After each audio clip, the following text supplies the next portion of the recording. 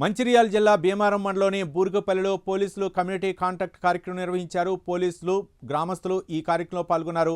10 లీటర్ల గుడుంబ, 500 లీటర్ల బెల్లం ఊట, 5 మద్యం బాటిల్ను స్వాధీనం చేసుకున్నారు. ఎలాంటి అనుమతి పత్రాలు లేని 26 మోటార్ సైకిల్ను సీజ్ చేశారు. తమ గ్రామాన్ని గుడుంబారహిత గ్రామంగా తీర్చిదిద్దుకుంటామని గ్రామస్తులు చెప్పినట్లు పోలీసులు తెలిపారు.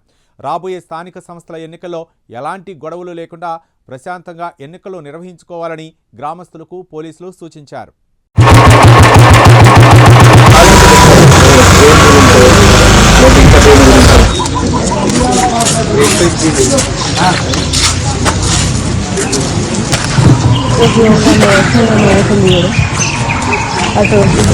కొంచెం రోడ్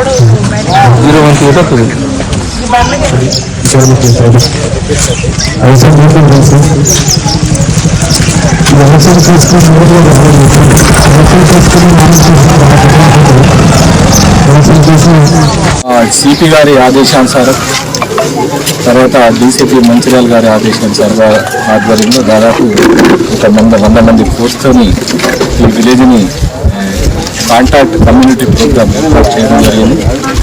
ఈ ప్రోగ్రాంలో ఈ విలేజ్ మొత్తం కూడా సెర్చ్ చేయడం జరిగింది.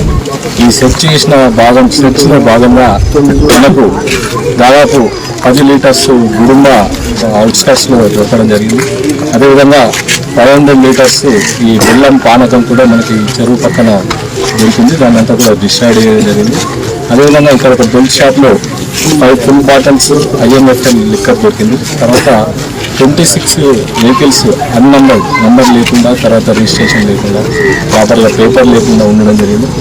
వీటన్నిటిని కూడా సీజ్ చేసి ఈ ప్రాపర్గా చట్ట ప్రకారంగా ఈ వ్యక్తులపైన, తర్వాత ఈ వెహికల్స్ పైన చర్య తీసుకోవడం జరుగుతుంది.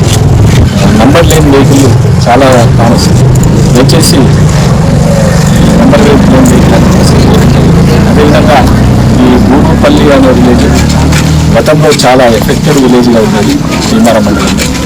దాని తర్వాత రోడ్డు అంతా కమ్యూనికేషన్ అంతా డెవలప్ అయిన తర్వాత, తెలంగాణ వచ్చిన తర్వాత చాలా ఓపెన్ కావడం జరిగింది. వాటర్ సోర్సెస్ కూడా పెరిగి చాలా విలేజెస్ అంతా కూడా చాలా ఐక్యమత్యంగా ఉండి మంచిగా వాతావరణంలో ఇచ్చేస్తున్నారు.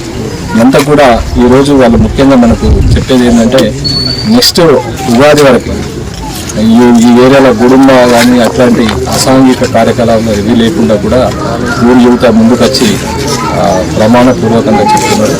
నెక్స్ట్ ఉగాది వరకు ఈ ఊరిని గుడుంబ రైతంగా తీర్చిదిద్దడానికి యూత్ ముందుకు వచ్చినందుకు ముఖ్యంగా ఈ బూర్గుపల్లి యువకులు అందరూ గ్రామ పంచాయతీ ఎలక్షన్స్ అందరూ కూడా విలేజెస్ అందరూ కూడా ఒక్కటాటిపై వచ్చి ఐకమత్యంగా ఎలాంటి కేసులు లేకుండా ప్రజాస్వామ్యబద్ధంగా ఎలక్షన్లు జరుపుకుంటారని చెప్పి మాట్లాడడం జరిగింది.